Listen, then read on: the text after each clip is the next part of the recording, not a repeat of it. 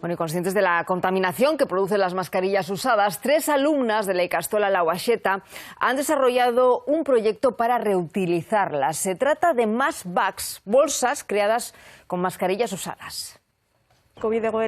Los océanos se están llenando de mascarillas usadas. Eta honek suposatu da kutsadura forma berri bat. Adibidez, 2020 urte honetan, 1,5 bilioi berekin musuko izan dira jaurtituta itsasoetara. 3 alumnas de bachillerato de La Uaxeta Ikastola han querido aportar su grano de arena para frenar esa contaminación. Azkenean musukoak egin dugu poltsa hauek eta egin dugu tamaina ezberdinetakoak, hau adibidez handiena, dekoz 57 maskarilla eta aguantatzen dauz boskilo inguru. Erronka argia izan zen kurso hasieran.